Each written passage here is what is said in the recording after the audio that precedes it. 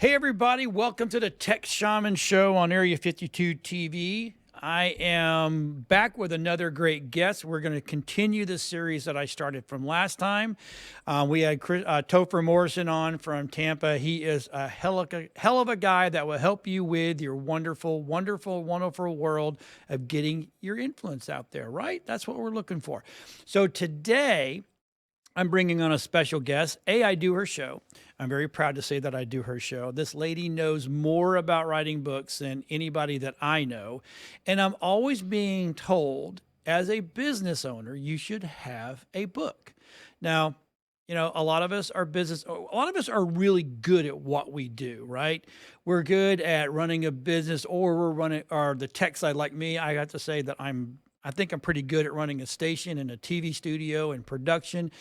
But when it comes to run the business and get my name out there, even I fall down. But a book seems to be what everybody's looking for. And everybody that I know that's a good business guy, they have a book. So I'm going to bring on Miss Clara. Hello, Miss Clara Rose. Hello, my friend. And so it really has been a journey with you learning about why, because I hear you interview people from all over the world about their books. And my buddy Topher has been on me. You got to write a book. And actually, you have been on me about you got to write a book. You got to write a book. I'm just afraid that the certain people will find me after I write the book, and that's not. That's just a joke. That's a joke. Just a joke. So for the people at home, let's tell everybody who you are, what you do, and then we'll get into the whole reason of having a book. Sound good? Yes, good plan. Awesome. There we go.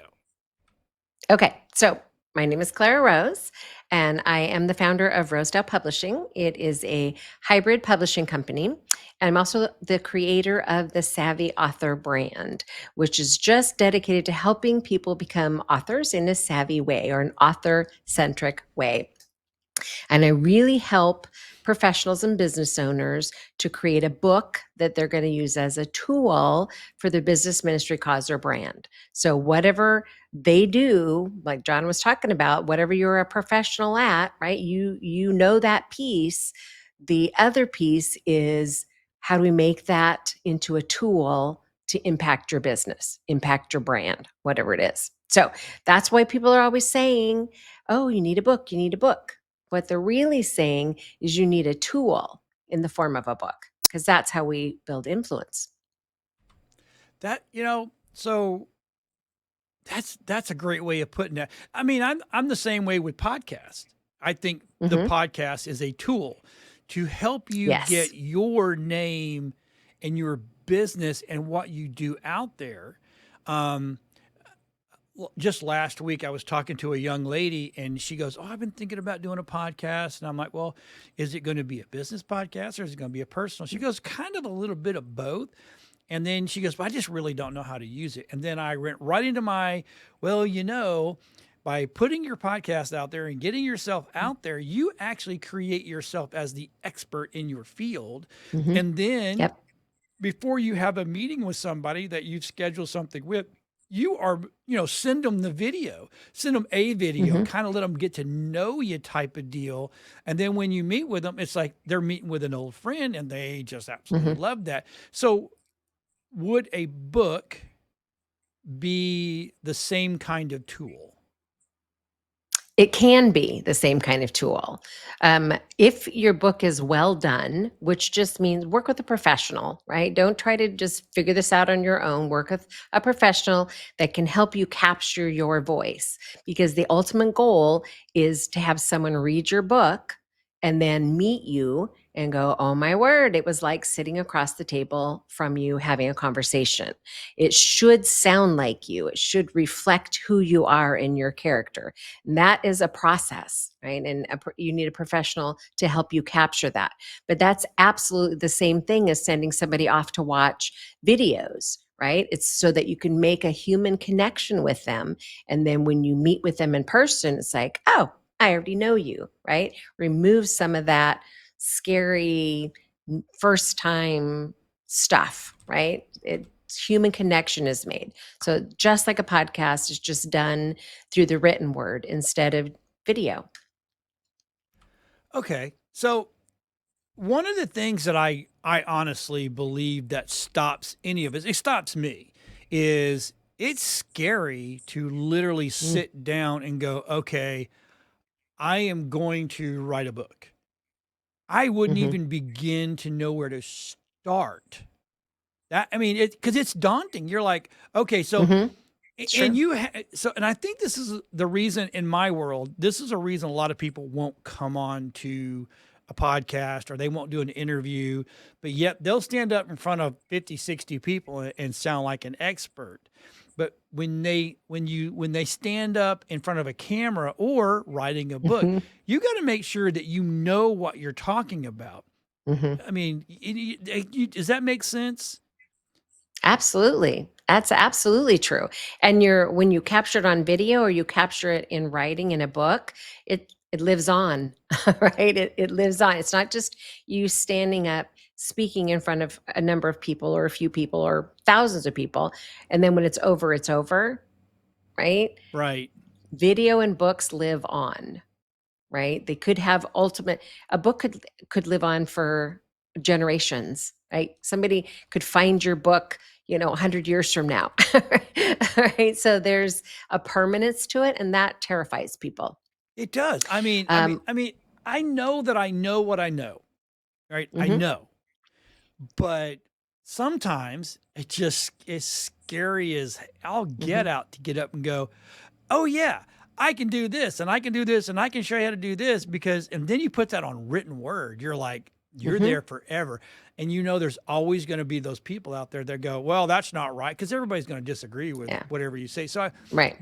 so in your experience, what holds more people back to write a book than not?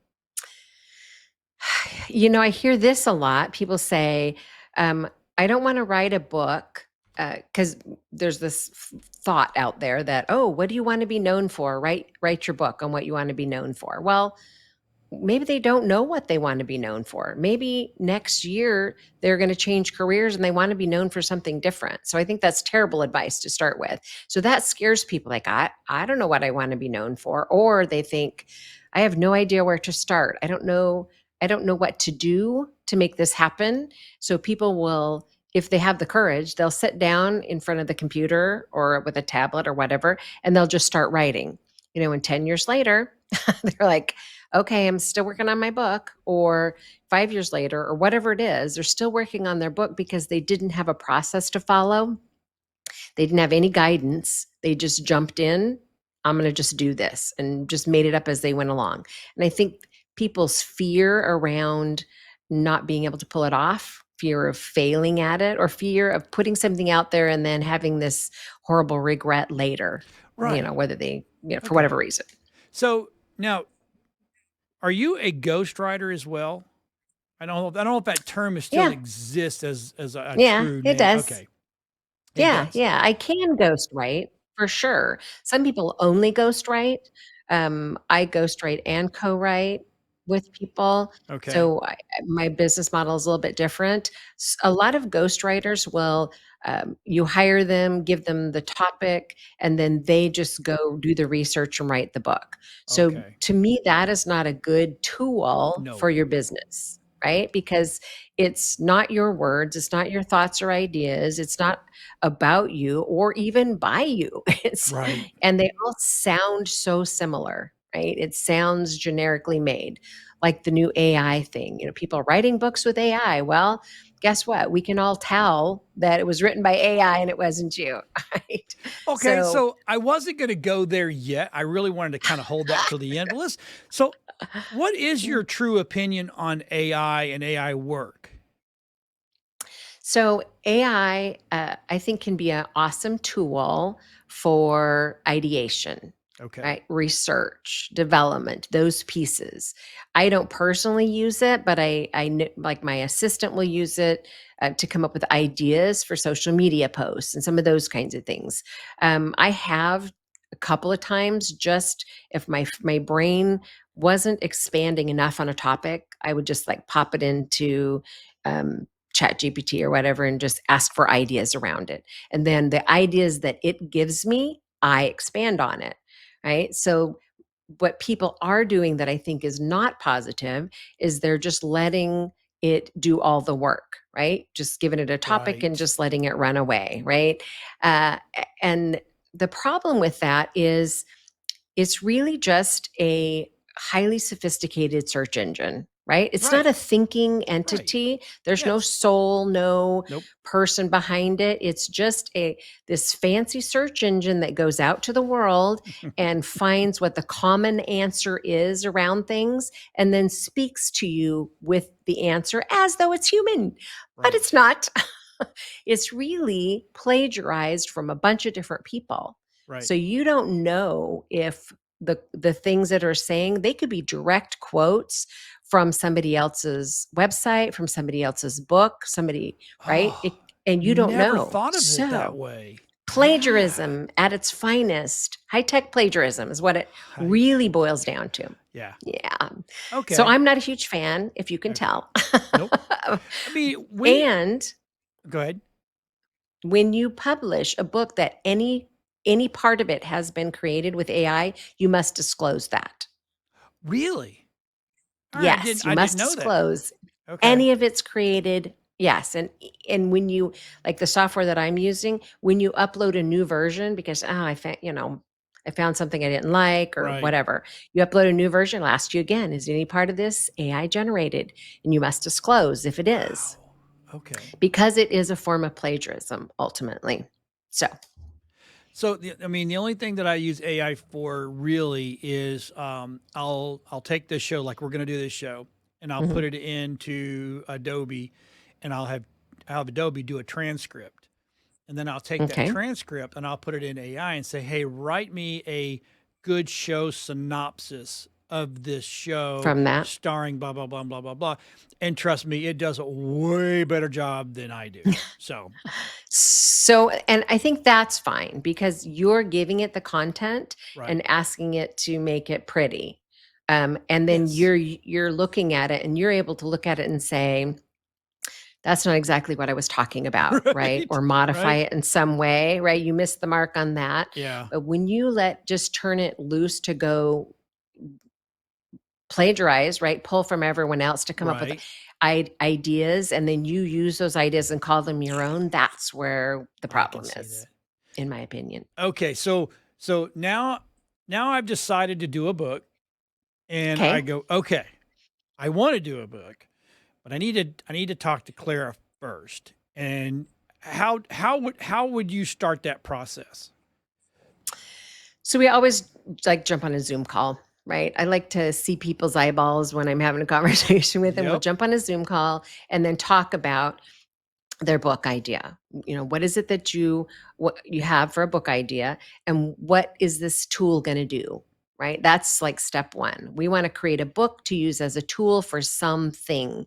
If we're, is it about lead generation for your business? Is it about client transformation within your business? Or maybe it's about leaving a legacy in your industry because you're a seasoned expert and you just want to leave a legacy behind of your working knowledge. So there we start there. What is this book supposed to do?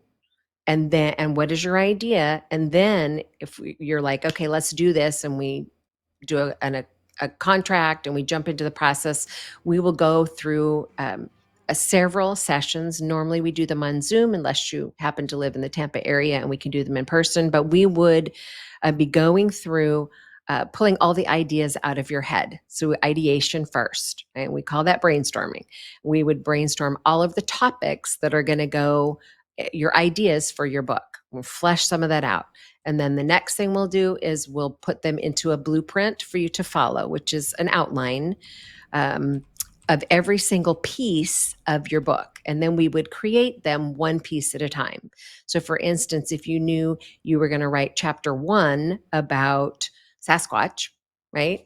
What topics Yes, might that's exactly support? what I would write Yeah, about. Not really. I know. No, Not really, no, but okay. no, but that's funny, right? Come on, Yes, that's it is. funny. I love that. So, Yeah, you know where my brain's at. I know you. Yes. Okay. So let's talk about radio, or let's talk about creating a show. So first we'd say, okay, chapter 1's going to be about, the foundational stuff. Yeah. What kinds of things do we need to talk about in chapter 1? What story can we tell to drive that home? What quote or anecdote or, whatever do you want to include that solidifies chapter 1 for you? So those decisions are made for all of your chapters prior to starting the writing process. So what that does is it takes away some of the angst, right, about writing. All you have to do then is sit down and follow the blueprint, right? That's it. It's like, okay, chapter 1, I know what it's supposed to be about. I've already made these decisions. I know the story I'm going to tell. I know, the supporting topics that are going in it. Now I just have to write that one thing. And if you get your butt in the seat and write 500 words a day, 5 days a week, in 12 weeks, you'll have 30,000, 35,000 words, which is the average size of a business book. So it's super systemized, right? It's the tools are there. You just plug it in, right? We Right. do the work of the foundation, and then you start the writing process. Or if you're like, I'm not going to be the writer, I'm going to have a ghostwriter, then I would interview you for each of the chapters based on the outline we created together. And then I would write it to sound like you Ooh. based on the stuff we got out of your head. And then the process might be a little scary, right? Right, a little bit. Almost scary. So we'd go back and forth with a chapter 1 until we were both happy with it, right? Good grammar, clean, tight, follow the outline. Then we'd put that one to bed and we start on the next chapter. So that takes away some of the anxiety for people when they know it's super systemized. As a matter of fact, yesterday I started onboarded a new client. She's like, this is her 5th book. But as she was watching me walk her through, okay, here's where the originals are going to land. And then after the first edits, you're going to find them in this folder. When they're done there, you're going to find them in this folder, right through the process. And by the time they get here, they're clean copy. And she's like, I love this. I love how organized it is. I love how systemized this is. I just love everything about this because it took away so many of the barriers that people come up against when they decide to write a book or they're thinking about trying to write a book. They're like, well, I'm overwhelmed. Tools, systems and tools simplifies the process. And you do it in chunks. Yes. Chunks. One chapter at a time. One chapter at a time. You can do this. Little nugget at a time, right? Little nugget at a time. One little nugget. Yep. But if you are consistent, when you're done, you have a bunch of nuggets that I then pull into become a manuscript. Okay. Well, that okay. I think I could actually do that. Don't know what I know you could, but I think I could. I think I can. I'm not a little choo-choo. Okay, so let's say we do this. We get the book. It's done. It's ready to go. Do you help with the artwork? It's not done yet. So do you help with all the artwork and the layout and the page stuff? Yes. So part of doing, pulling the manuscript together for publishing is formatting. So I do all the formatting in-house. I do pagination, which, all your page numbers. Right. I do your front matter and your back matter. So those are preface, intro, table of contents. Right. Title page, frontispiece, all the pieces that go in the front, and then the back matter is your about the author, resources, all of the stuff that you'd find in the back of a book. So I do all of that for the author. And then the art program, which is your cover and any graphics that you're putting in your book. I can do that process for you, or you can hire a graphic designer who specializes in doing book covers and art programs for books. Gotcha. I find that most people have a preconceived idea of what they want their cover to look like. And so it's easy for me to just create that for them. I use Canva and on almost all of my authors' books. So what's better? Okay, so you're getting everything done. Now we're working on the cover. What's better? Is it better to keep it simple and clean, or just just chaotic, because I mean, me, I'm chaotic, and I know I am. I'll add so much crap on there. I'm pretty sure you're going to say, no, John, you kind No, of can't John. do that. But is it simple, clean, or a little bit of a pop here and there, or does it I think depend that on the subject matter? subject matter does absolutely matter, but I think if you can keep this in mind, your title and your cover, they're a promise of what the reader's going to find inside the book, Okay. right? So you don't want it to be abstract and odd and not congruent with Right. what the content of your book is about, right? Okay. You wouldn't want to talk about, fairies and butterflies and flowers and then have a cover full of skulls and vampires and right? That's not congruent with your That, message, you know, right? you're speaking the exact same thing that all these business people are like, we're afraid to go on Area 52 because of your alien. And I'm like, don't let the alien scare you. Oh, don't let I'm the just alien saying, scare you. the He's harmless. alien says we're open to everything, not just one thing. And once I say that to people, they're like, oh, that makes more sense. I'm like, it's Yeah, not you're all like, about okay. skulls and okay. But it is a cover is a promise, Yes, right? Just I like a didn't, I've title never is a thought of it that promise. way. Yeah, I've Yeah. never thought of it that Yeah. way. That's a great way of going, okay. Because you're right. Sometimes I'll look at a book and I'll go, just the cover's boring. I'm pretty sure it's going to be boring. Yeah. Right. So you've I mean, that's just prejudged my it. brain. Or Yeah. and I'm not trying to be nasty or nothing like that, but I pick up a book of this beautiful woman and it's all sexy. I'm like, oh, this is going to be good. This is going to be hot all It's the way gonna down be the good. road. Right. But you Or a don't know dude, that's whatever. true. I don't judge on anybody. Right. So, okay. So we've got that done and it's all put together. Then Mhm. what? Do I? So you have I to don't know make what they call choices, it. right? Self-publish So you or you can uh, self-publish using a tool like KDP for Amazon or BookBaby or Ingram Sparks, or there's tools out there to self-publish. okay. The important thing is to understand how each of the tools work. Uh, Because they all work just a little bit differently. And then you need to be on Amazon because they're the Mac Daddy, right? When okay. people think I'm going to go buy a book, if they go online, they're going to go to Amazon. They just are. Right.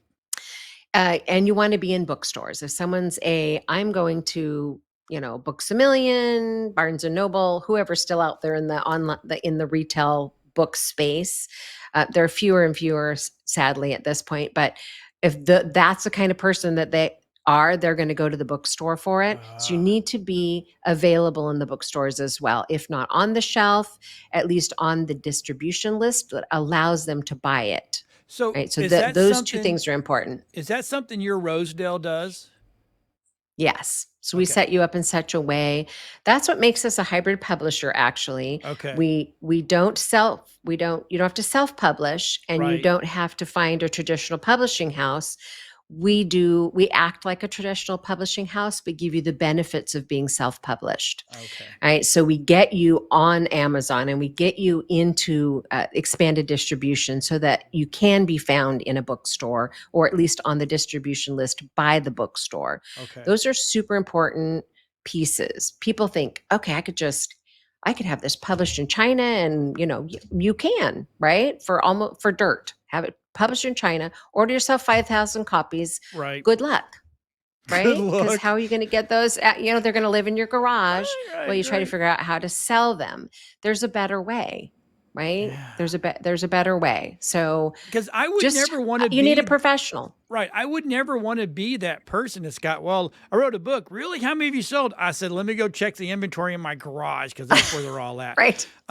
So Yeah, my mom bought 10. yeah. So I'm in my mind, I'm a bestseller. But Right. okay. So do you get some printed and then some, do they have a thing where like print on demand? Is that an Amazon Mhm. thing? That's all self-publishers, all of them are on demand, Oh, right? okay.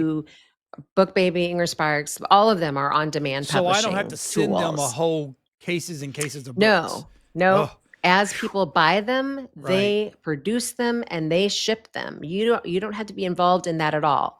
The Okay. only thing you have to do is when your commissions checks, your royalties checks Right. show up in your bank. That's all you have Nice. to do. It's you still want to sell, right? You still want to Okay. push people to your Amazon page and Right. your website or wherever you're selling it on your Okay. social media. So want to push people to them to buy. Right. But you don't have to be involved in fulfillment in any way. And that's the sweet spot. That's Okay. hybrid publishing. But you It do want also to have allows you some of your own, right? So you need, like, when you go to an absolutely. event somewhere, you can sell your books. Absolutely. Okay. Yes. That's the beautiful thing about using a tool like KDP. Now you can also buy author copies at cost, Okay. right? So like my books, most of them are like $3, $3.50, right? So you can get a copy of Consistency Matters. I can get a copy. You can buy it online, but I can buy a copy, for $3. And then I could take them and I can sell them. I use them in my business. So Right. when a new client comes on, I can send them a copy Give of them my a book book. because I Right. bought it at cost. Right. It's a tool that I want them to use, right? There's stuff for them to do. It's a workbook, Right. right? I want them to do the work. And so I'm providing a copy of the tool that I created for that purpose. But you can Nice. also go on Amazon and just buy it. Okay. And I don't have to be involved in that process at all. Right. So that's hybrid publishing at its finest. That's awesome. So I'm going to show this is where whenever anytime anybody ever says, "Hey John, I'm thinking about writing a book," this is where I send them to your website. And so, okay, Thank you. that this is the lady you need to talk. I mean, I think there's a lady that said that she's set up a meeting with you already. I got to find her name, but to me, it's like if you're going to go and do something right. Hire a professional because it's Mm, just so much yep. easier and it's quicker. And that's the website that if you want to go somewhere and if you want to talk to someone, now there's the thing we're up there in that little get started. You can Mhm. actually get a hold of you and you set the meeting up Yep. initially and it's easy, Yep. You right? can get started and just jump into the process, or contact will give you the ability to send me a message or jump on my calendar. Okay. One of the options is, book a call. And we can just have a quick chat about what you're trying to accomplish. Right. And I Or if know you that wanted to I'm be going to on my weekly show. RB see now, see not so you truly are hybrid. I mean, you love the written word, but Mhm. you are taking advantage of, digital. Digital is a good thing. Absolutely. I tell Yep, everybody, absolutely. write a book, have a podcast, make yourself the expert in Yep. your field, and golly gee willikers, you should do well, right? Unless you don't Yep. know what you're I talking agree with about and you're that. writing a book and you're just going, I'm going to write a book, but I don't know what I'm talking about. and good luck. Right. So the best way to Yeah. get a hold is go to now that is craftingyourmessage.com, if I'm correct. Yep. And Yep. so everybody can go there. I'll put that in the description when I put the show up in whole 9 yards so people can Okay. go right to you. I've known Clara for years and I don't ever bring anybody on here that I do not trust ever. Mm. Because I'm afraid people get on here and next thing you know, they didn't know what they're talking about. And then there are people are coming to me going, "Hey, dude, that person didn't know what they're talking about." Yeah. So if you guys are looking to write a book, this is the lady for you. She will take good care of you. And remember, Mhm. go to area52tv.com/affiliates. I did not put it up on this because I'm shooting from a different location today. Support the show. We appreciate all of our affiliate sponsors, and it's great. Everybody, Clara, thank you for coming on today. I do appreciate it. My And pleasure. everybody, have a great week. We'll see you next week. Bye-bye.